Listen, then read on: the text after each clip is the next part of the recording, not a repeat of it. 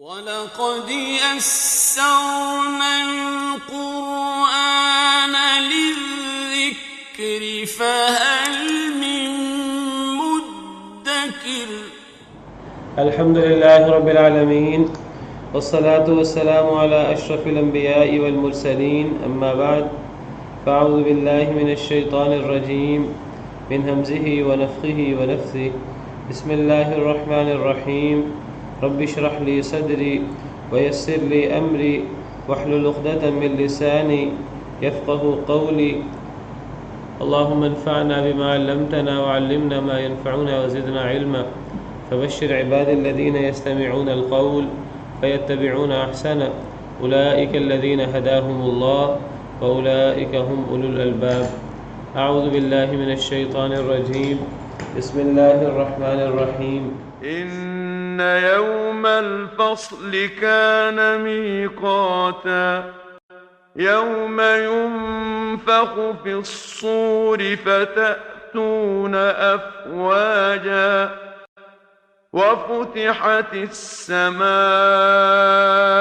فكانت أبوابا وسيرت الجبال فكانت سرابا إن جهنم كانت مرصادا للطاغين مآبا لابثين فيها أحقابا لا يذوقون فيها بردا ولا شرابا إلا حميما وغساقا جزاء وفاقا إنهم كانوا لا يرجون حسابا وكذبوا بآياتنا كذابا وكل شيء أحصيناه كتابا فذوقوا فلن نزيدكم إلا عذابا إن للمتقين مفازا أعوذ بالله من الشيطان الرجيم بسم الله الرحمن الرحيم إن يوم الفصل كان ميقاتا بے شک فیصلے کا دن کان میقاتا ہے اس کا مقرر وقت، فیصلے کا دن کا وقت مقرر ہے، اور جب فیصلے کا دن کا وقت آ جائے گا جو اللہ کے پاس لکھا ہوا ہے، اللہ کے حساب میں ہے، تو اس لکھے ہوئے وقت کے مطابق فیصلے کا دن آ جائے گا، قیامت کا دن آ جائے گا۔ یہاں یوم الفصل سے مراد قیامت کا دن ہے، اس کو اس لیے یوم الفصل کہتے ہیں کیونکہ اس دن ہر چیز کا فیصلہ ہوگا۔ انسان نے دنیا جیسی گزاری ہوگی، اچھی گزاری ہوگی تو اچھا بدلہ ملے گا، اگر بری گزاری ہوگی تو برا بدلہ ملے گا، تو اس دن سارے کے سارے فیصلہ انصاف کے مطابق ہوگا۔ تو فیصلے کا دن اس کا وقت مقرر ہے، یہ اسی فیصلے کے دن کی بات ہو رہی ہے جس کے بارے میں پیچھے اللہ نے فرمایا تھا کہ کس چیز کے بارے میں وہ سوال کر رہے ہیں، ایک بڑی خبر کے بارے میں جس میں وہ اختلاف کرتے تھے۔ تو یہ قیامت کے دن کے بارے میں مشرکین مکہ انکار کرتے تھے قیامت نہیں آئے گی، ہم مرنے کے بعد دوبارہ زندہ نہیں ہوں گے۔ تو اللہ تعالیٰ نے پیچھے اپنی قدرت کے دلائل بیان کر کے فرمایا کہ جو اللہ تعالیٰ یہ عظیم کام کرنے پر قادر ہے تو وہ اللہ تعالیٰ انسان کو مارنے کے بعد دوبارہ زندہ کرنے پر قادر کیوں نہیں ہے؟ تو جب یہ طے ہو گیا کہ اللہ رب العالمین انسان کو مارنے کے بعد دوبارہ پیدا کرنے پر قادر ہے، تو پھر جو اللہ فرما رہے ہیں کہ اس دنیاوی زندگی کے بعد، مرنے کے بعد اخروی زندگی ہوگی، تو وہ اخروی زندگی لا محالہ آئے گی اور وہ فیصلے کا دن ہے اور اس کا ایک وقت مقرر ہے۔ وہ مقررہ وقت پہ نہ ایک لمحہ پہلے نہ ایک لمحہ بعد وہ آ جائے گا۔ یہ کون سا دن ہے فیصلے کا دن؟ یوم ینفخ فی الصور، جس دن سور میں پھونکا جائے گا۔ فتأتون افواجا، بس تم آ جاؤ گے فوجوں کی شکل میں۔ یہ وہ دن ہے جس دن سور میں پھونکا جائے گا۔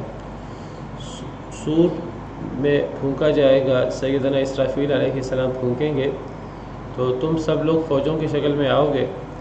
ایک سور میں تب پھونکا جائے گا جب دنیا قائم دائم ہوگی، اور سور میں پھونکا جائے گا تو دنیا تباہی کا شکار ہو جائے گی، قیامت واقع ہو جائے گی۔ اور ایک نفخہ تب ہوگا جب سب مر چکے ہوں گے، قیامت واقع ہو چکی ہوگی۔ پچھلے لوگ جو حضرت آدم علیہ السلام سے لے کر قیامت سے پہلے پہلے لوگ وہ پہلے مر چکے ہوں گے، پھر جو باقی بچے ہوں گے قیامت کے دن، وہ قیامت کے دن سور پھونکنے کی وجہ سے اور تباہی اور قیامت واقع ہونے کی وجہ سے مر جائیں گے۔ پھر یہ پہلے مرے ہوئے لوگوں کو اور قیامت کے دن مرے ہوئے لوگوں کو اٹھانے کے لیے اور ان کو ان کی موت کے بعد دوبارہ زندگی کے لیے ایک نفخہ سور دوبارہ ہوگا، اور اس میں اس نفخہ سور میں کے ذریعے سارے لوگ زندہ ہو جائیں گے، پرانے بھی اور قیامت کے دن فوت ہونے والے بھی۔ تو یہ 2 دفعہ سور میں پھونکا جائے گا۔ اللہ تعالیٰ فرماتے ہیں سورہ زمر میں وَيَوْمَ يُنفَخُ فِي الصُّورِ فَصَعِقَ مَنْ فِي السَّمَاوَاتِ وَمَنْ فِي الْأَرْضِ إِلَّا مَنْ شَاءَ اللَّهُ، سورہ زمر آیت نمبر 68 ہے۔ وَنُفِخَ فِي الصُّورِ، جس دن سور میں پھونکا جائے گا، فَصَعِقَ مَنْ فِي السَّمَاوَاتِ وَمَنْ فِي الْأَرْضِ إِلَّا مَنْ شَاءَ اللَّهُ، تو بےہوش ہو جائے گی ہر وہ چیز جو آسمانوں میں ہے اور جو زمین میں ہے، إِلَّا مَنْ شَاءَ اللَّهُ، مگر جو اللہ چاہے۔ یہ پہلا سور ہے۔ جب سور میں پہلی دفعہ پھونکا جائے گا تو ہر چیز ختم ہو جائے گی جو باقی ہوگی، مگر جو اللہ چاہے۔ ثم نفخ فیہ اخری، پھر سور میں دوبارہ پھونکا جائے گا، یہ دوسری دفعہ سور میں پھونکا جائے گا۔ فإذا هم قیام ینظرون، بس اچانک ہی سب لوگ کھڑے ہو کر دیکھنے لگیں گے۔ تو پہلا نفخہ سے قیامت واقع ہوگی، جو بچے ہوئے لوگ ہوں گے ابھی تک جو نہیں مرے ہوں گے تو وہ سب مر جائیں گے سوائے ان کے جو اللہ چاہے۔ اور جب دوسری دفعہ سور میں پھونکا جائے گا تو اگلے پچھلے سارے زندہ ہو جائیں گے۔ یہ ذرا بند کرتے ہیں دروازہ۔ اگلے پچھلے سارے زندہ ہو جائیں گے۔ تو پہلے نفخہ کو نفخہ صعق کہہ لیں اور دوسرے نفخہ کو نفخہ قیام کہہ لیں۔ بعض مفسرین نے لکھا ہے کہ 3 نفخے ہوں گے، بعض نے ایک نفخہ اور بھی کہا ہے، لیکن راجح قول کے مطابق 2 نفخے ہیں، اللہ عالم۔ وعلیکم السلام۔ تو یوم ینفخ فی الصور، یہاں کون سا نفخہ مراد ہے؟ یہاں دوسرا نفخہ مراد ہے۔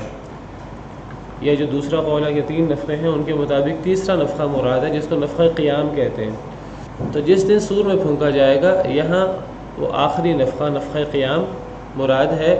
جب وہ نفخہ قیام پھونکا جائے گا، فتأتون افواجا، سب لوگ زندہ ہو جائیں گے، قبروں سے نکل کر کھڑے ہو جائیں گے، اور صرف کھڑے ہو کر اپنی قبروں کے اوپر کھڑے نہیں ہوں گے، بلکہ جہاں اللہ نے وقت مقرر کیا ہے، جہاں میدان محشر لگنا ہے، سب کے سب وہاں دوڑ لگا دیں گے اور فوجوں کی شکل میں وہاں آئیں گے۔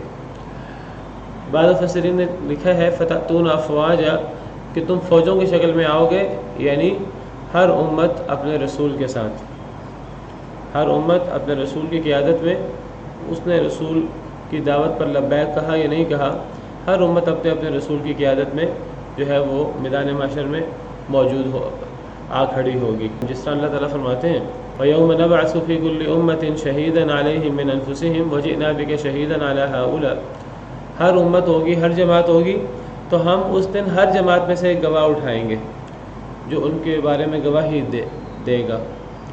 اس گواہ سے مراد ہر جماعت کا، ہر امت کا نبی ہے۔ ہر امت اپنے نبی کے ساتھ موجود ہوگی، اور ہر امت کا نبی گواہ کے طور پر وہ اللہ اس کو کھڑا کریں گے، اور پھر وہ نبی اپنی اپنی امت کے خلاف یا اپنی اپنی امت کے حق میں گواہی دے گا۔ وجئنا بک شہیدا علی ہؤلاء، اور نبی کریم صلی اللہ علیہ وسلم ان کو اللہ تعالیٰ تمام گواہوں پر گواہ بنا لیں گے. یعنی ہر امت جو ہے وہ الگ الگ ہوگی، اکٹھی ہوگی ہر امت، اور ہر امت کا گواہ ہوگا جو اس امت کا نبی ہوگا. اور نبی کریم صلی اللہ علیہ وسلم بھی اپنی امت کے ساتھ تشریف فرما ہوں گے، اور آپ بھی آئیں گے، اور آپ کی امت بھی پچھلی امتوں پر گواہ ہوگی، اور نبی کریم صلی اللہ علیہ وسلم اپنی امت پر بھی گواہ ہوں گے، اور نبی کریم صلی اللہ علیہ وسلم پچھلی تمام امتوں کے انبیاء کرام علیہم السلام پر بھی گواہ ہوں گے. ہماری امت بھی پچھلی امتوں پر گواہ ہے، جس طرح اللہ تعالیٰ فرماتے ہیں سورہ بقرہ میں وَكَذَلِكَ جَعَلْنَاكُمْ أُمَّةً وَسَطًا لِتَكُونُوا شُهَدَاءَ عَلَى النَّاسِ، ہم نے تمہیں ایک بہترین امت بنایا ہے تاکہ تم لوگوں پر گواہ بن جاؤ. ہماری امت لوگوں پر گواہ ہے، یعنی پچھلی امتوں پر. وَكَذَلِكَ جَعَلْنَاكُمْ أُمَّةً وَسَطًا لِتَكُونُوا شُهَدَاءَ عَلَى النَّاسِ وَيَكُونَ الرَّسُولُ عَلَيْكُمْ شَهِيدًا، اور تمہارا رسول تم پر گواہ ہوگا. تمہاری امت پچھلی امتوں پر گواہ اور تمہارا رسول تم پر گواہ. اور نبی کریم صلی اللہ علیہ وسلم یہ اس آیت کی روشنی میں ہر امت میں جو اللہ گواہ اٹھائیں گے اس امت کا نبی، تو ان تمام گواہوں پر نبی صلی اللہ علیہ وسلم گواہی دیں گے. تو بہرحال ہر امت جو ہے وہ اپنے نبی کے ساتھ آئے گی. بعض مفسرین نے فتأتون افواجا کی یہ تفسیر کی ہے، واللہ اعلم. وفتحت السماء فكانت ابوابا، اور کھول دیا جائے گا آسمان پس وہ ہو جائے گا دروازے. آسمان کھول دیا جائے گا اور آسمان میں دروازے بن جائیں گے، یعنی دروازے بن جائیں گے، رستے بن جائیں گے آسمان میں، اور ان رستوں سے فرشتے آئیں گے، فرشتے اتریں گے. اصل میں مختلف آیات پڑھیں قرآن کریم کی تو مختلف چیزوں کا پتہ لگتا ہے، اور ان چیزوں میں آپس میں ٹکراؤ نہیں ہے. ہمیں ایک دفعہ بعض دفعہ چیز سمجھ نہیں آتی تو ہم ٹکراؤ سمجھتے ہیں. تو بعض آیات سے پتہ لگتا ہے کہ آسمان پھٹ جائے گا. اذا السماء انشقت، جب آسمان پھٹ جائے گا. اذا السماء انفطرت، اور آسمان اس دن تلچھٹ کی طرح ہوگا. یوم تکون السماء کالمہل. اب یہاں ہے آسمان میں دروازے بن جائیں گے، آسمان میں رستے بن جائیں گے. اس کی تفصیل کیا ہے؟ تفصیل تو اس کی اللہ تعالیٰ کی بہتر جانتے ہیں. شاید پہلے ایسا ہوگا پھر بعد میں پھٹ جائے گا، یہ کیا اس کی تفصیل ہوگی. تو یہ کوئی ٹکراؤ نہیں ہے، یہ مختلف کیفیتیں ہیں. اس دن آسمان پھٹ جائے گا، آسمان کھول دیا جائے گا. یہاں وفتحت السماء، آسمان کھول دیا جائے گا. دوسری آیتوں میں پھٹنے کا ذکر بھی ہے. فکانت ابوابا، دروازے بن جائیں گے اس میں، یعنی فرشتوں کے اترنے کے لیے. وسیرت الجبال، اور چلا دیا جائے گا پہاڑوں کو. فکانت سرابا، پس وہ ہو جائیں گے سراب. پہاڑوں کو اس دن چلا دیا جائے گا، بس پہاڑ اس سے سراب بن جائیں گے. اب پہاڑوں کے بارے میں قرآن کریم کا مطالعہ کریں، قرآن و حدیث کا، تو پہاڑوں کے مختلف مرحلوں کا ذکر قرآن و حدیث میں ملتا ہے. اب یہاں پہاڑوں کو چلانے کا ذکر ہے. وسیرت الجبال، پہاڑ چلا دیے جائیں گے. پہاڑ تو بے جان چیز ہے، پہاڑ تو اپنی جگہ مضبوطی سے جمے ہوئے ہیں، اور ان کی مضبوطی ایک ضرب المثل ہے. تو پہاڑ کیسے چل سکیں گے؟ پہاڑوں کو کیسے چلایا جائے گا؟ ایک تو پہاڑوں کو چلانے کا ذکر بھی ہے، اور پھر پہاڑوں کے سراب ہونے کا ذکر ہے. فکانت سرابا، پہاڑ سراب بن جائیں گے. مفسرین کرام رحمہ اللہ فرماتے ہیں کہ جس طرح آسمان کے بارے میں ایک ذکر نہیں ہے، کئی مرحلے ذکر ہیں، یہ مختلف مرحلے ہیں، اسی طرح پہاڑوں کے مختلف مرحلے ہیں. قرآن کریم کا مطالعہ کریں تو پتہ لگتا ہے کہ بعض آیات سے پتہ لگتا ہے کہ پہاڑوں کو ریزہ ریزہ کر دیا جائے گا. سورہ حاقہ، وہاں اللہ تعالیٰ فرماتے ہیں وَحُمِلَتِ الْأَرْضُ وَالْجِبَالُ، زمین کو اٹھایا جائے گا اور پہاڑوں کو اٹھایا جائے گا. فَدُكَّتَا دَكَّةً وَاحِدَةً، ان کو ایک ہی دفعہ پیس کر رکھ دیا جائے گا، ایک ہی دفعہ ان کو ریزہ ریزہ کر دیا جائے گا. اب اس آیت سے پتہ لگتا ہے کہ پہاڑ ریزہ ریزہ ہو جائیں گے. دوسری آیت سے پتہ لگتا ہے کہ وَتَكُونُ الْجِبَالُ كَالْعِهْنِ کہ پہاڑ جو ہیں یہ روئی کی طرح ہوں گے، اور روئی بھی کون سی؟ كَالْعِهْنِ الْمَنْفُوشِ دنکی ہوئی روئی کی طرح۔ اسی طرح اور پتہ لگتا ہے کہ پہاڑ جو ہے وہ اڑتی ہوئی گرد بن جائیں گے، پہاڑوں کو اڑا کر رکھ دیا جائے گا۔ سورہ طٰہٰ میں وَيَسْأَلُونَكَ عَنِ الْجِبَالِ یہ لوگ آپ سے پہاڑوں کے بارے میں سوال کرتے ہیں، فَقُلْ يَنْسِفُهَا رَبِّي نَسْفًا تو آپ فرما دیجئے کہ اڑا کر رکھ دے گا انہیں میرا رب اڑا دینا۔ اب یہاں اللہ فرما رہے ہیں کہ وہ ہم چلا دیں گے انہیں، وَسُيِّرَتِ الْجِبَالُ پہاڑ چلا دیے جائیں گے، اور سورہ طٰہٰ میں بھی، سورہ کہف میں وَيَوْمَ نُسَيِّرُ الْجِبَالَ اس دن ہم پہاڑوں کو چلا دیں گے۔ تو یہ در حقیقت کوئی ٹکراؤ نہیں ہے، یہ اصل میں مختلف مرحلے ہیں، اسٹیپ بائی اسٹیپ آپ سمجھیے ایسا ہوگا۔ اللہ بہتر جانتے ہیں، شاید یہ مرحلے اس طرح ترتیب وار ہوں کہ پہلے ایک دفعہ پہاڑوں کو بالکل توڑ پھوڑ کے رکھ دیا جائے، تباہ و برباد کر کے رکھ دیا جائے، اور ایک دفعہ ریزہ ریزہ ہو جائیں، گویا کہ وہ اس طرح ریزہ ریزہ ہو جائیں گے کہ اتنے مضبوط پہاڑ دنکی ہوئی روئی کی طرح، ذروں کی طرح، اور بالکل جس طرح پیس دیا جاتا ہے کسی چیز کو، تو یہ جو اتنے مضبوط پہاڑ نظر آتے ہیں تو یہ قیامت کے دن کی ہولناکی، یہ دنکی ہوئی روئی کی طرح ہوں گے، اور یہ جب ان کو اڑا دیا جائے گا اور دنکی ہوئی روئی کی طرح ذرے ذرے، تب یہ اڑ رہے ہوں گے جس طرح گرد و غبار اڑتا ہے، فَكَانَتْ هَبَاءً مَنْثُورًا بکھرا ہوا گرد و غبار کی طرح۔ اور پھر یہ جو گرد و غبار ہوگا، یہ گرد و غبار منتشر ہوتا ہے، بے ربط ہوتا ہے، لیکن یہ چیزیں بے ربط نہیں ہوں گی۔ جیسے کوئی بڑا دھماکہ ہوتا ہے، اللہ معاف کرے کہ بم پھٹتا ہے، دھماکہ ہوتا ہے، ہر چیز بکھر جاتی ہے، منتشر ہو جاتی ہے اور تباہ و برباد ہو جاتی ہے۔ لیکن یہ جو پہاڑوں کا بکھرنا اور پہاڑوں کا یہ جو ذرہ ذرہ ہونا ہے، ایک ایک ذرہ اللہ کے کنٹرول میں ہوگا، اور گویا کہ آپ سمجھیے ایک جگہ سے پہاڑ بکھرا اور اڑا اور گرد و غبار بنا، لیکن وہ پورا گرد و غبار یہاں سے اٹھ کر یہاں آ کے گر گیا، یہاں اب ایک پہاڑ بن گیا، تو گویا کہ پہاڑ یہاں سے چل کر یہاں آ گیا۔ جس طرح اگر کبھی صحرا کے اندر جب تیز ہوا چلتی ہے تو ریت کے ٹیلے ہوتے ہیں، تو وہ ایک ریت کا ٹیلا ختم ہوا تیز ہوا چلنے کی وجہ سے دوسری جگہ بن گیا، وہاں سے ختم ہوا تیسری جگہ بن گیا، تو گویا کہ یہ چلنے سے اس کا تعبیر کیا، اور یہ چلنے، یہ اڑتے ہوئے اور چلتے ہوئے سراب بھی بن جائے گا۔ سراب کیا ہوتا ہے؟ سراب وہ چیز جو ہمیں دور سے نظر آتی ہے، قریب پہنچے تو وہاں کچھ بھی نہیں ہوتا، یعنی یہ گویا کہ اڑتے ہوئے اور ایک جگہ سے دوسری جگہ پہاڑ بنتے بنتے، اور پہاڑ ہوگا ہی نہیں، پہاڑ کا نام و نشان نہیں رہے گا، وہ سراب بن جائیں گے، دور سے نظر آ رہے ہوں گے اور قریب پہنچنے پر کچھ بھی نہیں ہوگا۔ واللہ اعلم، یہ مختلف مراحل ہیں، یہ کوئی ٹکراؤ نہیں ہے قرآن کریم کا، یہ قرآن کریم کی یعنی تعبیر ہے قیامت کے بارے میں کہ جب قیامت واقع ہوگی تو یہ پہاڑ جو اتنے مضبوط ہیں، ان پہاڑوں کا کیا صورتحال ہوگی۔ وَتَرَى الْجِبَالَ تَحْسَبُهَا جَامِدَةً وَهِيَ تَمُرُّ مَرَّ السَّحَابِ آپ پہاڑوں کو جامد اور مضبوط خیال کرتے ہیں، اور قیامت کا دن ہوگا تو یہ بادلوں کی طرح اڑے پھریں گے۔ سبحان اللہ الذی اتقن کل شیء، اللہ نے ہر چیز کو مضبوط بنایا ہے، جب اللہ چاہیں گے اللہ اسے اڑا کر رکھ دیں، اللہ کے لیے کوئی مشکل نہیں ہے۔ تو یہ ہولناکی ہے قیامت کے دن کی۔ سب قیامت کے دن کی جب بات کرتے ہیں تو قیامت کے دن اس میں ایک دن نہیں ہے، 2 دن ہیں۔ ایک جس طرح ابھی میں نے ذکر کیا 2 نفخے ہیں، 2 دن ہیں۔ ایک دن ہے جس دن قیامت قائم ہونی ہے، جس دن تباہی آ جانی ہے، اور ایک وہ دن ہے جس دن جو ہے وہ سب کو اٹھایا جانا ہے۔ تو یہ 2 الگ دن ہیں، تو یہ قیامت کا اطلاق دونوں پر ہو جاتا ہے۔ اب یہاں کون سا دن مراد ہے؟ بعض دفعہ دونوں کا ذکر خلط ملط ہو کے آ جاتا ہے۔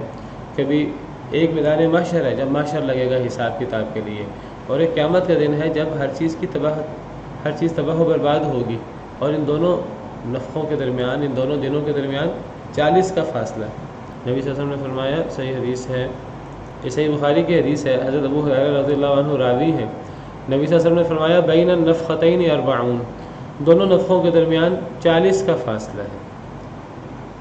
دونوں نفخے کون سے ہیں؟ ایک نفخہ جس سے ہر چیز کی تباہی ہو جائے گی، باقی بچنے والے انسان سارے مر جائیں گے، اور دوسرا نفخہ جس سے پرانے مرے ہوئے اور قیامت کے دن مرے ہوئے سارے زندہ ہو جائیں گے۔ ان دونوں نفخوں کے درمیان، جس کو نفخہ صعق اور ایک نفخہ قیام، ان دونوں نفخوں کے درمیان 40 کا فاصلہ ہے۔ قالوا یا ابا ہریرہ، لوگوں نے پوچھا اے ابو ہریرہ یہ 40 سے مراد کیا ہے؟ 40 دن ہیں؟ قال، فرماتے ہیں ابیت، میں انکار کرتا ہوں کہ 40 دن مراد ہیں، یعنی مجھے یاد نہیں ہے کہ نبی کریم صلی اللہ علیہ وسلم نے 40 دن فرمایا تھا یا کیا فرمایا تھا، میں حتمی طور پر کچھ نہیں کہہ سکتا۔ قال 40 سنہ، سوال کرنے والے نے سوال کیا 40 سال مراد ہیں؟ آپ نے فرمایا، حضرت ابو ہریرہ نے فرمایا ابیت، میں انکار کرتا ہوں، مجھے 40 سال کا بھی یاد نہیں ہے۔ پوچھنے والے نے پوچھا 40 شہرا، یہ 40 مہینے ہیں؟ سیدنا ابو ہریرہ کہنے لگے ابیت، میں اس کا بھی انکار کرتا ہوں۔ دیکھیے یہ صحابہ کرام کی کمال دیانت ہے، جتنا یاد ہے اتنا بیان فرمایا ہے، جتنا سنا ہے اتنا بیان فرمایا ہے۔ 40 کا لفظ یاد ہے یا 40 کا لفظ سنا ہے تو انہوں نے 40 کا لفظ بیان کیا۔ اب یہ 40 دن ہیں کہ 40 مہینے ہیں کہ یہ 40 سال ہے، کہتے ہیں میں حتمی طور پہ کچھ نہیں کہہ سکتا۔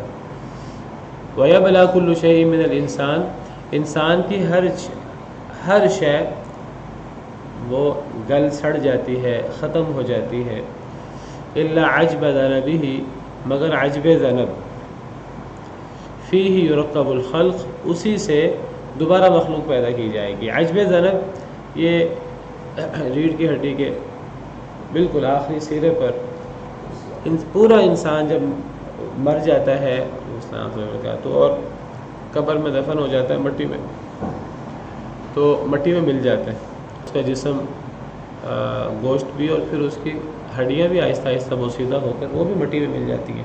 پورا انسان جو ہے وہ ختم ہو جاتا ہے مٹی میں مل کر، سوائے عجب ذنب کے۔ تو یہ عجب ذنب کا بھی ختم نہیں ہوتا، یہ جو ریڑھ کی ہڈی کا آخری سرہ ہے اسی سے انسان کو قیامت کے دن دوبارہ زندہ کیا جائے گا، جیسے بیج سے اللہ تعالیٰ اگاتے ہیں، تو اسی طرح آپ سمجھیے کہ یہ عجب ذنب بیج کا کام دے گا، اور جس طرح بیج پہ بارش برستی ہے دنیا میں پانی، تو اس سے نباتات فصل اگتی ہے، قیامت کے دن بھی دیگر احادیث سے پتہ لگتا ہے، قرآن کریم سے بھی پتہ لگتا ہے کہ انسان اگیں گے، جس طرح فصل اگتی ہے، بارش ہوگی اور بارش ہونے سے انسان گویا کہ قبروں سے اگیں گے اور قبروں سے زندہ ہوں گے، تو یہ عجب ذنب کی کیفیت، اس کی حیثیت بیج کی طرح ہوگی۔ تو احادیث مبارکہ سے قرآن کریم کے نصوص سے پتہ لگتا ہے۔ اللہ تعالیٰ نے کئی جگہوں پر مردہ زمین کا ذکر کیا، اور مردہ زمین کے بعد پھر بارش کا ذکر کیا، اللہ بارش کے ذریعے مردہ زمین کو زندہ کرتے ہیں، اور پھر قرآن کریم میں اللہ فرماتے ہیں کذالک تخرجون، اسی طرح تم بھی زندہ کیے جاؤ گے، اور حدیث مبارکہ میں اس کی وضاحت آتی ہے۔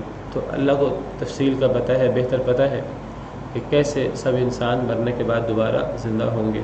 فرمایا ان جہنم کانت مرصادا، بے شک جہنم گھات میں ہے۔ گھات یعنی جس طرح کوئی دشمن اپنے دشمن کے لیے چھپ کر بیٹھ جاتا ہے، تیار بیٹھا ہوتا ہے، وہ کہتا ہے میں نے اپنے دشمن کو گزرنے نہیں دینا، جانے نہیں دینا، آج یہ بچ کے نکل گیا تو پھر یہ میرے قابو میں نہیں آئے گا۔ تو کوئی گھات میں لگا بیٹھا ہو تو جہنم کے فرشتے جہنمیوں کے لیے گھات میں لگے بیٹھیں گے، کسی ایک کو بھی نکلنے نہیں دیں گے۔ یہ بعض مفسرین کہتے ہیں کہ جہنم خود وہ بھی گھات میں ہے۔ وہ کیسے گھات میں ہے اللہ کو پتہ ہے تفصیلات کا، فرشتے بھی مراد ہو سکتے ہیں جہنم کے دروغے، اور جہنم خود بھی مراد ہو سکتی ہے۔ تو کوئی انسان یہ نہ سمجھے کہ ایک وقت ہی دنیا میں اربوں لوگ ہوتے ہیں، تو میدان محشر میں تو اول و آخر سارے اکٹھے ہو جائیں گے۔ اب میدان محشر میں کتنے لوگ ہوں گے، ہمارا حساب کتاب ہی ہمارا ختم ہو جاتا ہے۔ کوئی یہ نہ سمجھے کہ اتنے لوگوں میں میں رہ جاؤں گا، میرا کسی کو پتہ نہیں لگے گا، جہنم تو گھات میں بیٹھی ہے۔ یہاں تو جہنم کا ذکر ہے، دوسری جگہ اللہ فرماتے ہیں ان ربک لبالمرصاد، رب گھات میں بیٹھے، اللہ رب العالمین گھات میں بیٹھے، وہ نکل کیسے سکے گا؟ کوئی نہیں نکل سکے گا۔ یا معاشر الجن والانس ان استطعتم ان تنفذوا من اقطار السماوات والارض فانفذوا لا تنفذون الا بسلطان، اگر کوئی جن و انسان میں سے سمجھتا ہے کہ وہ زمین و آسمان کے کناروں سے نکل سکتا ہے، اللہ فرماتے ہیں نکلنے کی کوشش کر لو، نکل کر دیکھ لو، تم نہیں نکل سکتے۔ تو جب نہیں نکل سکتے، اللہ کے قبضہ قدرت سے بھاگ نہیں سکتے، تو پھر انسان کو لا محالہ اگر اپنی آخرت کی اصلاح کرنی ہے اور اللہ کے عذاب سے بچانا ہے تو انسان کو اللہ کے سامنے جھکنا ہوگا، اللہ کے احکامات کے مطابق زندگی گزارنی ہوگی۔ یہ جو ہم سمجھتے ہیں کہ ہم آزاد ہیں، یہ ایک وقتی سی آزادی ہے۔ ایک مخلوق جس کو اللہ نے پیدا کیا ہے اور کسی مقصد کے لیے پیدا کیا ہے، جب وہ مقصد پورا نہیں ہوگا تو پھر انسان کو جواب دہی کا سامنا تو کرنا پڑے گا۔ ان ربک لبالمرصاد، آپ کا رب گھات میں ہے۔ یہاں فرمایا ان جہنم کانت مرصادا، جہنم گھات میں بیٹھی ہے، کوئی بچ نہیں سکے گا۔ للطاغین مآبا، سرکشوں کے لیے ٹھکانہ ہے، حد سے بڑھنے والوں کے لیے۔ طاغی طغیانی سے ہے، جب پانی کے اندر طغیانی آ جاتی ہے اور پانی اپنی دریا کا پانی اپنی حدوں کو کراس کرنے لگتا ہے تو ہم کہتے ہیں پانی میں طغیانی آ گئی ہے۔ تو سرکش وہ شخص ہے جو اپنے حد میں نہیں رہتا، اپنے آپ میں نہیں رہتا، نطفے سے پیدا ہوا ہے، انتہائی کمزور ہے۔ انسان جب اپنے آپے سے باہر ہوتا ہے اور انسان تکبر کرتا ہے، اللہ کے سامنے کھڑا ہو جاتا ہے، تو اللہ کے سامنے کھڑا ہونے سے مراد اللہ کا نافرمان بن جاتا ہے، کہتا ہے کہ عذاب کب آئے گا، عذاب لے آؤ۔ تو ایسے سرکشوں کے لیے ٹھکانہ ہے یہ۔ لابثین فیہا احقابا، وہ رہیں گے اس میں ہمیشہ ہمیشہ۔ یہ کوئی وقتی طور پہ جہنم میں داخل نہیں ہونا، جہنم میں تو ہمیشہ ہمیشہ رہنا پڑے گا۔ احقابہ حقب کی جمع ہے، حقب کا لفظی مطلب ایک لمبا زمانہ ہوتا ہے۔ بعض مفسرین کہتے ہیں حقب کا مطلب 80 سال کا زمانہ ہوتا ہے، تو لمبا زمانہ۔ اور یہ ایک لمبا زمانہ جہنم میں نہیں ٹھہرنا ہوگا، یہ ان گنت لمبے زمانے، ان گنت صدیاں، جس کو دوسری آیات کریمہ میں ہمیشہ ہمیشہ کہا ہے کہ خالدین فیہا، ہمیشہ ہمیشہ لوگ اس میں رہیں گے۔ ومن یعص اللہ ورسولہ ویتعد حدودہ یدخلہ نارا خالدا فیہا، جو اللہ کی نافرمانی کرے گا، اللہ کے رسول کی نافرمانی کرے گا، اللہ کی حدوں کو کراس کرے گا، یدخلہ نارا خالدا فیہا، اللہ اس کو اس آگ میں داخل کریں گے جس آگ میں وہ ہمیشہ ہمیشہ رہے گا، کئی صدیاں، مدتوں، ہمیشہ ہمیشہ وہ جہنم میں رہیں گے، والعیاذ باللہ۔ لا یذوقون فیہا بردا ولا شرابا، نہیں وہ چکھیں گے اس میں، اس جہنم میں، بردن کوئی ٹھنڈک، کبھی کوئی ٹھنڈک وہاں نصیب نہیں ہوگی، ولا شرابا، نہ کوئی پینے کی چیز، کوئی پینے کی چیز بھی نہیں ملے گی۔ پانی کے بغیر انسان کی کیا کیفیت ہوتی ہے، پانی زندگی کے ہے انسان کے لیے، تو پانی نہ ہو تو دنیا کے اندر کتنا بڑا عذاب ہے انسان کے لیے۔ تو جہنم کے اندر جہاں انسان آگ میں ہوگا اور جہاں انسان شدید تکلیف میں ہوگا تو وہاں انسان کو پانی کی کتنی ضرورت ہوگی، لیکن نہ کوئی پانی کا گھونٹ، پانی کا قطرہ، اور نہ کوئی ٹھنڈک کی کوئی رمق، ذرہ برابر بھی ٹھنڈک نہیں ہوگی اور ذرہ برابر بھی پانی نہیں ہوگا۔ پانی ملے گا لیکن وہ پانی بھی ایک، جس طرح آگ کا عذاب ہے وہ پانی اس طرح کا عذاب ہے، وہ ابلتا ہوا پانی، وہ انہیں پینا پڑے گا۔ اس پانی پینے سے کوئی پیاس نہیں بجھے گی، وہ تو ایک عذاب ہے۔ وَإِن يَسْتَغِيثُوا يُغَاثُوا بِمَاءٍ كَالْمُهْلِ، اگر وہ پانی مانگیں گے، سورہ کہف میں اللہ فرماتے ہیں، تو ان کو پانی دیا جائے گا لیکن وہ پانی مہل کی طرح ہوگا۔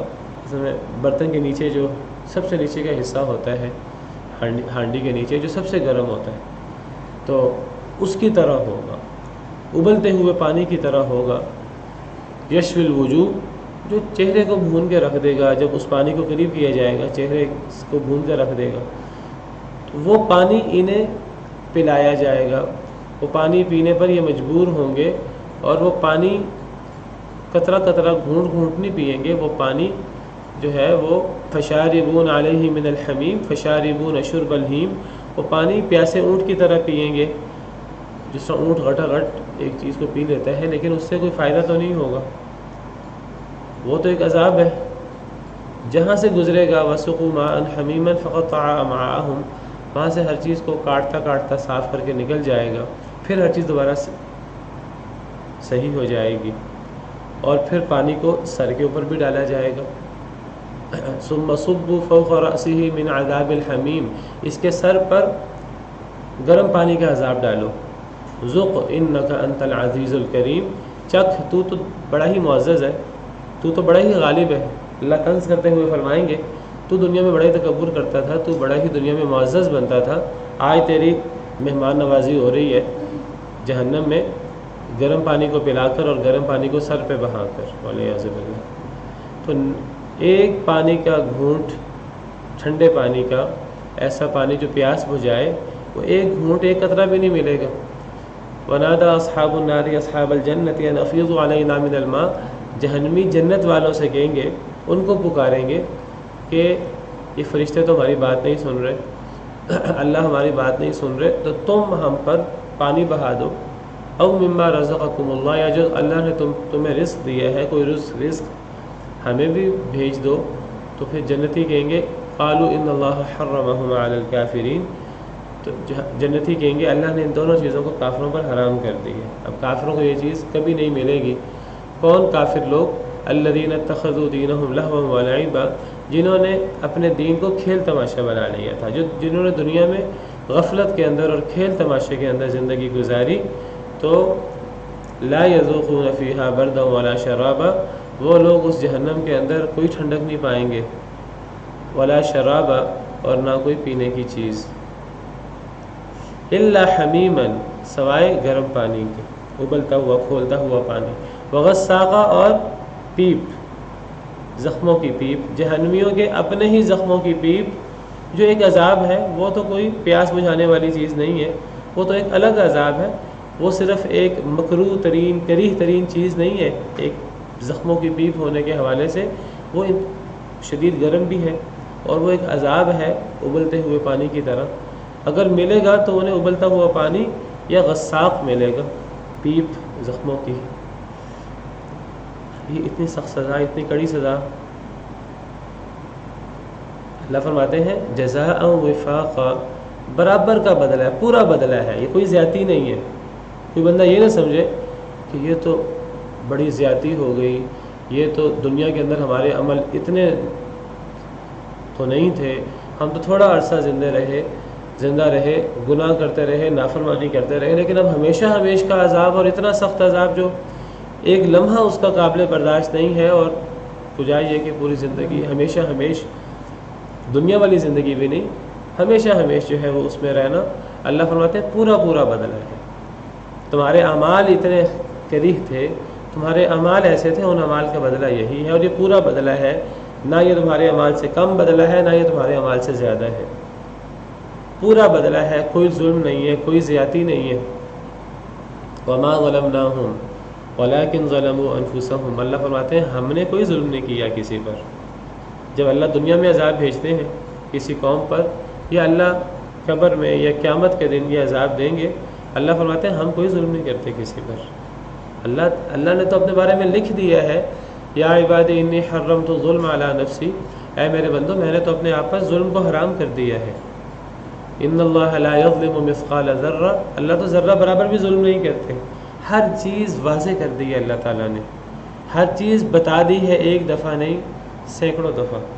قرآن کریم کو پڑھے، قرآن کریم بھرا پڑا ہے قیامت کے تذکرے سے اور جہنم کے تذکرے سے، ایک دفعہ نہیں 100 دفعہ آپ کو قرآن کریم میں ملے گا۔ کوئی نہیں پڑھتا تو اس کا قصور ہے، کوئی پڑھ کر مذاق اڑا دیتا ہے تو اس کا قصور ہے، کوئی پڑھ کر انکار کر دیتا ہے تو اس کا قصور ہے۔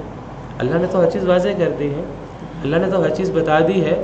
اب بتانے کے بعد اب کوئی نہ مانے، اور جب پھر اس کو بھگتنا پڑے قیامت کے دن، تو وہ کہ اوہو یہ تو زیادتی ہو گئی، یہ تو اتنا عذاب، یہ تو مجھے تصور بھی نہیں تھا، تو دہائیاں دینے سے اس دن اور اس دن جزا فضا کرنے کا کوئی فائدہ نہیں ہوگا۔ کہا جاتا ہے کہ قرآن کریم میں ہے کہ مجرم لوگ چیخ و پکار کریں گے، کئی سالوں چیخ و پکار کرتے رہیں گے، نہ کوئی فرشتہ کان دھرے گا، نہ اللہ رب العالمین جو ہیں وہ توجہ کریں گے۔ تو وہ کہیں گے کہ دنیا کے اندر مصیبت آتی تھی مسلمانوں پر، مسلمان تو آج جنتوں میں ہیں، دنیا میں مسلمانوں پر مصیبت آتی تھی تو وہ جزا فضا کرنے کی بجائے، چیخ و پکار کرنے کی بجائے وہ صبر کرتے تھے۔ ہم صبر کر کے دیکھتے ہیں، لمبا عرصہ صبر کر کے دیکھیں گے کہ ہمارے منہ سے کوئی لفظ نہ نکلے، کوئی چیخ نہ نکلے، تو صبر کریں گے، صبر کرنے سے بھی کچھ حاصل نہیں ہوگا، عذاب تو اسی طرح ہی رہے گا۔ آخر کار کہیں گے سواء علینا اجزعنا ام صبرنا ما لنا من محیص، برابر ہے ہم پر ہم جزا فضا کریں، چیخ و پکار کریں یا ہم صبر کریں، یہاں سے تو نکلنے کی جگہ ہے ہی نہیں، والعیاذ باللہ۔ اتنا سخت عذاب اللہ نے واضح کر دیا ہے، ایک دفعہ نہیں، پورا قرآن کریم بھرا پڑا ہے۔ اب اگر ہم اصلاح نہ کریں تو یہ ہمارا قصور ہے۔ فرمایا ان کا جرم کیا ہے؟ انہم کانوا لا یرجون حسابا، سب سے بڑا جرم ان کا ہے کہ یہ حساب کی توقع بھی نہیں رکھتے تھے، حساب کی امید بھی نہیں رکھتے تھے، انہوں نے تیاری نہیں کی حساب کی۔ جب تیاری نہیں کی، ایک اسٹوڈنٹ، ایک طالب علم رات سو کے گزار دے، وہ تیاری نہ کرے تو پیپر میں کیا کرے گا؟ تو یہ ایک حساب ہے، ایک امتحان ہے قیامت کا دن، اس امتحان کی تیاری کرنی ہے۔ انہوں نے انکار کر دیا، انہوں نے اچھی تیاری کی، انہوں نے کہا وہ ہونا ہی نہیں ہے، تو اب یہ ان کا قصور ہے، یہ ہو ہی نہیں سکتا۔ اللہ ہمیں مرنے کے بعد دوبارہ اٹھا ہی نہیں سکتے۔ اللہ تو فرماتے ہیں کہ میں جس نے پہلی دفعہ پیدا کیا دوبارہ پیدا کرے گا، اور ایک وقت مقرر کیا ہوا ہے، کڑا حساب ہوگا، سخت سزائیں ہوں گی۔ اب کوئی شخص تیاری کرنے کی بجائے اصل چیز کا ہی انکار کر دے تو انکار کرنے سے چیز ختم تو نہیں ہو جاتی۔ کوئی دشمن سامنے آ جائے، موت سامنے آ جائے، آنکھیں بند کرنے سے کہ کوئی موت نہیں آئی، کوئی دشمن سامنے نہیں آیا، آنکھیں بند کرنے سے تو عذاب نہیں ٹل جاتا۔ عذاب تو ٹلے گا اگر آپ بھاگیں گے، اگر آپ اس سے بچنے کی کوشش کریں گے، تیاری کریں گے اس عذاب سے بچنے کی، اللہ کی رحمت میں عافیت حاصل کرنے کی کوشش کریں گے، اللہ کے قریب ہوں گے، تو پھر یہ چیزیں ٹل سکتی ہیں، ورنہ یہ چیز پتھر پر لکیر کی طرح ہے، سورج کی طرح ہے واضح، یہ ہو کر رہے گی۔ یہ لوگ امید ہی نہیں رکھتے تھے حساب کی، انکار کر دیتے تھے قیامت کا، مذاق اڑا دیتے تھے۔ یہ جرم ہے ان کا، جس کی وجہ سے یہ ہولناک سزائیں ہیں ان کے لیے۔ وَكَذَّبُوا بِآيَاتِنَا كِذَّابًا، انہوں نے جھٹلایا ہماری آیتوں کو، جھٹلانا سب سے بڑا جرم، کئی دفعہ کر اللہ کی آیات کی تکذیب، اللہ نے جو باتیں اور جو وعدے کہے ہیں ان وعدوں کی تکذیب، اللہ کی تکذیب، اللہ کی وحی کی تکذیب، اللہ کے رسولوں کی تکذیب، اللہ کے رسولوں کو رسول نہ ماننا، اللہ کی وحی کو وحی نہ ماننا، اللہ کی کتاب کو کتاب نہ ماننا، اللہ کے عدل والے فیصلوں کو عدل والے فیصلے نہ ماننا، کہنا ہم بہتر فیصلہ کر سکتے ہیں۔ انسان جتنا ناقص ہے، اتنا ناقص ہے کہ اللہ کی مدد نہ ہو انسان دنیا میں ایک لمحہ نہیں گزار سکتا۔ اللہ تعالیٰ انسان کو، انسان کی پوری زندگی اللہ کا انکار، اللہ کی مخالفت کے باوجود اللہ تعالیٰ انسان کو دنیا کے اندر ہر قسم کی نعمت دیتا ہے، انسان ایک لمحہ نہیں گزار سکتا اللہ کے بغیر۔ یہ انسان اللہ کا انکار کر دیتا ہے۔ کئی لوگ تو کئی بدبختوں اللہ کے وجود کا ہی انکار کر دیتے ہیں، اللہ ہے ہی نہیں، یہ دنیا میں سب کچھ خود بخود ہی چل رہا ہے، والعیاذ باللہ۔ تو یہ پورا انصاف والا بدلہ ہے۔ اللہ رب العالمین کوئی زیادتی نہیں کرتے، کوئی ظلم نہیں کرتے، اللہ تو عدل ہے، اللہ خود عدل ہے اور اللہ عدل کا حکم دیتے ہیں۔ ان اللہ یأمر بالعدل والاحسان وایتاء ذی القربى، تو یہ بالکل عدل ہے، عین انصاف ہے۔ انہوں نے اللہ کی آیتوں کو جھٹلا دیا، سب سے بڑا جرم اللہ کی آیتوں کو جھٹلانا۔ ومن اظلم ممن كذب على الله وكذب بالصدق إذ جاءه ومن اظلم ممن افترى على الله كذبا او كذب بآياته، اس سے بڑا ظالم کون ہو سکتا ہے جو اللہ پہ جھوٹ باندھے یا اللہ کی آیتوں کو جھٹلا دے۔ اور میں کئی دفعہ وضاحت کر چکا ہوں، ہم اس قسم کی آیتیں پڑھ کے تسلی دے دیتے ہیں اپنے آپ کو، یہ تو کافروں کے بارے میں ہے۔ قرآن کریم میں کوئی ایسی صراحت نہیں ہے کہ یہ چیزیں مسلمانوں کے بارے میں نہیں ہیں، یہ چیزیں کلمہ پڑھنے والوں کے بارے میں نہیں ہیں۔ اگر کلمہ پڑھنے والے کفار جیسا کام کریں تو اللہ نے تو کہیں بھی نہیں لکھا کہ یہ آیتیں ابو جہل کے لیے ہیں، یہ صرف اس کے لیے ہیں، اور بس وہ اور اس جیسے لوگ جو ہیں ابو لہب، ابو جہل، کفار مکہ، ان کے لیے ہیں۔ اللہ تو فرماتے ہیں جو بھی انکار کرے۔ اب ایک بندہ اللہ کے تمام احکامات کا انکار کر دے، پورے قرآن کا انکار کر دے، اور ایک بندہ قرآن کے آدھے حصے کو مان لے، آدھے حصے کا انکار کر دے، ہے تو وہ بھی انکار۔ ایک بندہ 100 میں سے 90 باتوں کو مان لے، 10 باتوں کو انکار کر دے، ہے یہ بھی انکار۔ ایک بندہ اللہ کے تمام فرشتوں کا انکار کر دے، اور ایک بندہ اللہ کے سب فرشتوں کو مان کر جبریل کا انکار کر دے۔ ہم نے پڑھا سورہ بقرہ کے اندر کہ جبریل کا انکار کرنے والا در حقیقت اللہ کے تمام فرشتوں کا انکار کرنے والا۔ یہود نے جبریل کا انکار کیا تھا، کہا تھا ہمارا دشمن ہے، ہم پہ عذاب لاتا ہے، ہم اسے نہیں مانتے، ہم تو میکائیل کو مانتے ہیں۔ میکائیل ہمارا دوست فرشتہ ہے، وہ ہم پر بارشیں برساتا ہے۔ اللہ نے فرمایا قل من کان عدوا لجبریل فإنه نزله على قلبك بإذن الله مصدقا لما بين يديه، جو جبریل کا دشمن ہے تو یاد رکھے جبریل نے تو وہی نازل کی ہے، اللہ کے حکم سے قرآن نازل کیا ہے۔ پھر اللہ نے فرمایا من کان عدوا للہ وملائکتہ ورسلہ وجبریل ومیکائیل، جو اللہ کا دشمن ہے، اللہ کے رسولوں کا دشمن ہے، اللہ کے فرشتوں کا دشمن ہے، اور جبریل اور میکائیل کا دشمن ہے۔ حالانکہ انہوں نے صراحت سے کہا تھا ہم میکائیل ہمارا دوست فرشتہ ہے، ہم میکائیل کو مانتے ہیں، ہم جبریل کو نہیں مانتے۔ اللہ نے فرمایا وہ در حقیقت صرف جبریل کا دشمن نہیں ہے، وہ جبریل، میکائیل اور اللہ کے سب فرشتوں کا اور اللہ کے رسولوں کا اور اللہ کا بھی دشمن ہے، کیونکہ وہ اللہ کے فرشتوں کا انکار کر رہا ہے۔ تو جو اللہ کے ایک فرشتے کا انکار کرے تو وہ سب فرشتوں کا انکار کرتا ہے۔ ہم نے تمام نبیوں کی قوموں کے حوالے سے پڑھا، کذبت قوم نوح المرسلین، قوم نوح نے رسولوں کو جھٹلایا۔ قوم نوح پر تو رسول نہیں آئے، لیکن قوم نوح کو جو عذاب ملے گا وہ تمام رسولوں کو جھٹلانے کا ملے گا، کیونکہ ایک رسول کو جھٹلانا سب رسولوں کو جھٹلانا ہے۔ اللہ کے ایک حکم کو جھٹلانا اللہ کے سب حکموں کو جھٹلانا ہے۔ تو یہ بات سمجھنی ہوگی ہمیں کہ جھٹلانا یہ بہت بڑا جرم ہے۔ جھٹلانا، انکار کر دینا، میں نہیں مانتا، یہ سستی ہو جانا۔ بہرحال یہ بھی ایک بڑا جرم ہے، انسان سستی کرے، کوتاہی کرے، لیکن انکار کرنا یہ بڑا جرم ہے۔ اور یہ انکار تمام باتوں کا ہو یا بعض باتوں کا ہو۔ یہودی بعض باتیں مانتے تھے، بعض باتیں نہیں مانتے تھے، بعض نبیوں کو مانتے تھے، بعض نبیوں کو نہیں مانتے تھے۔ افتؤمنون ببعض الکتاب وتکفرون ببعض۔ تو یا ایھا الذین آمنوا ادخلوا فی السلم کافہ، اے ایمان والو سلامتی میں، دین اسلام میں پورے کے پورے داخل ہو جاؤ۔ یہ ہے اللہ کی تابع داری۔ فلاں کام میں کر سکتا ہوں، فلاں کام نہیں کر سکتا۔ اللہ نے جو آپ کو احکامات دیے آپ سارے کام کر سکتے ہیں۔ اللہ نے آپ پر تکلیف سے زیادہ بوجھ نے، آپ کی طاقت سے زیادہ بوجھ نہیں ڈالا۔ لا یکلف اللہ نفسا الا وسعها، سارے کام کر سکتے ہیں۔ ارادہ تو باندھیں، نیت تو بنائیں، کوشش کریں، پھر دیکھیں اللہ کی مدد ہوگی۔ وَكَذَّبُوا بِآيَاتِنَا كِذَّابًا، ان کا جرم یہ ہے انہوں نے ہماری آیتوں کو جھٹلایا۔ ان کے سامنے قرآن حدیث پیش ہوتا تھا، توجہ ہی نہیں کرتے تھے۔ وَكُلَّ شَيْءٍ أَحْصَيْنَاهُ كِتَابًا، ہر شے کو ہم نے شمار کر دیا تھا لکھ کر۔ ان کے تمام جرم وہ لکھے ہوئے ہیں، چھوٹا جرم ہو بڑا جرم ہو وہ ان کے سامنے حاضر ہوگا، لکھا ہوا اپنے سامنے پائیں گے۔ کوئی جرم بچ نہیں سکتا، چھپ نہیں سکتا۔ جس نے ذرا برابر بھی نیک عمل کیا ہوگا، برا عمل کیا ہوگا، وہ دیکھ لے گا۔ ہم نے ہر چیز کو لکھ لیا ہے، لوح محفوظ میں لکھا ہوا ہے پہلے سے ہی۔ وَكُلَّ شَيْءٍ أَحْصَيْنَاهُ فِي إِمَامٍ مُبِينٍ، سورہ یاسین میں اللہ فرماتے ہیں ہر شے کو ہم نے شمار کر رکھا ہے امام مبین میں۔ امام مبین سے مراد لوح محفوظ۔ ایک تو جب انسان برا عمل کرتا ہے تب بھی فرشتے لکھ لیتے ہیں، کرامن کاتبین ہر انسان کے ساتھ لگے ہوئے ہیں، معزز لکھنے والے فرشتے۔ ما یلفظ من قول الا لدیہ رقیب عتید، انسان کے منہ سے کوئی لفظ نہیں نکلتا مگر تیار، ہاتھ میں لگا ہوا تیار بیٹھا ہوتا ہے، وہ فوراً اس کو کیپچر کر لیتا ہے، فوراً اسے لکھ لیتا ہے، ریکارڈ کر لیتا ہے۔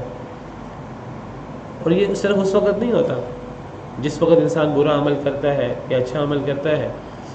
اللہ کا علم تو اتنا وسیع ہے کہ اللہ نے تو زمین و آسمان کی تخلیق سے 50,000 سال پہلے ہر چیز لکھوا دی ہوئی ہے کہ فلاں انسان نے کیا نیکی کرنی ہے، کیا گناہ کرنا ہے، کیا مصیبت آنی ہے، کیا رزق ملنا ہے۔ ایک ایک ذرہ اور ایک ایک چیز تو پہلے سے لکھی ہوئی ہے، اللہ کا علم غیب۔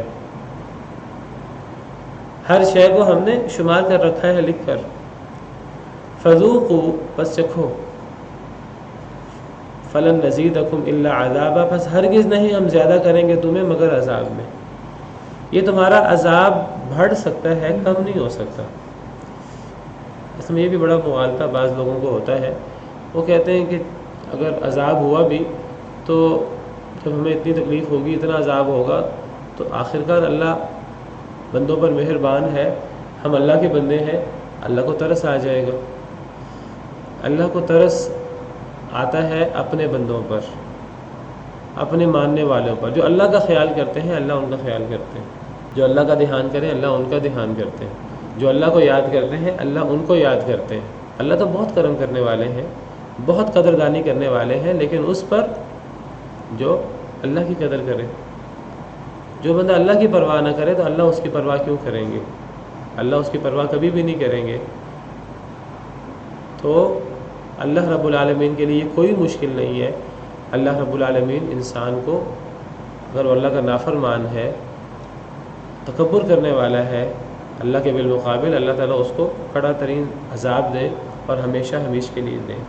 آپ قرآن کریم کی آیات پڑھیں، کئی جگہوں پر جہنم کا ذکر ہے، اللہ کے عذاب کا ذکر ہے، وہاں اللہ فرماتے ہیں وَكَانَ ذَلِكَ عَلَى اللَّهِ يَسِيرًا، یہ چیز اللہ پر بڑی آسان ہے۔ یہ نہ سمجھنا کہ اللہ تمہیں عذاب ہی نہیں دیں گے، اللہ کو ترس آ جائے گا۔ اللہ کو ترس آئے گا بالکل، لیکن ان لوگوں پر جنہوں نے اللہ کی پرواہ کی ہوگی دنیا کے اندر۔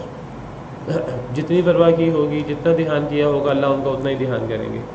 اللہ ممکن ہے ان کے بڑے بڑے گناہ معاف کر دیں، اللہ کے لیے کوئی مشکل نہیں ہے، لیکن ان لوگوں کے جو دنیا میں اللہ کی پرواہ کرتے تھے اور اللہ کے لیے بڑی بڑی قربانی دیتے تھے، لیکن جنہوں نے اللہ کی پرواہ نہیں کی، وَمَكَرُوا وَمَكَرَ اللَّهُ، جو تدبیریں کرتے رہے، تو اللہ بھی پھر تدبیر کرتے ہیں۔ جو مذاق اڑاتے رہے، اللہ بھی تو مذاق اڑائیں گے۔ اللہ یستہزئ بہم ویمدہم فی طغیانہم یعمہون، جو دھوکے دیتے رہے اللہ بھی تو پھر دھوکہ دیں گے۔ ان المنافقین یخادعون اللہ وہو خادعهم، جو اللہ کو بھولتے رہے پھر اللہ بھی تو بھول جائیں گے۔ نسوا اللہ فنسیہم، وہ اللہ کو بھول گئے، اللہ انہیں بھول گئے۔ اللہ بھولتے نہیں ہیں کوئی چیز، لیکن اللہ بھلا دیں گے۔ اللہ کہیں گے ٹھیک ہے، تو نے میری پرواہ نہیں کی، میں تیری پرواہ نہیں کرتا۔ تو یہ عذاب جو ہے یہ کم نہیں ہو سکتا کافروں کے لیے،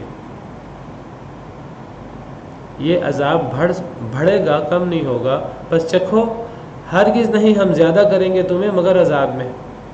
عذاب بڑھے گا، کم نہیں ہوگا۔ یہ جو چمڑے گل جائیں گے تو گلنے کے بعد تکلیف ختم نہیں ہو جائے گی، اللہ چمڑے چینج کر دیں گے۔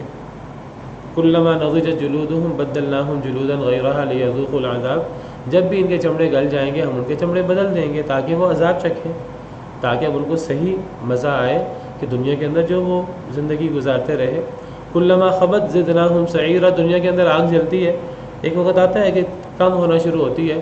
اللہ فرماتے ہیں کوئی انسان تصور نہ کرے کہ قیامت کی آگ کم ہوگی، اگر تمہارا تصور ہے کہ کم ہوگی، کلما خبت زدناہم سعیرا، جب بھی کم ہونے لگے گی ہم اس کو بھڑکا دیں گے مزید۔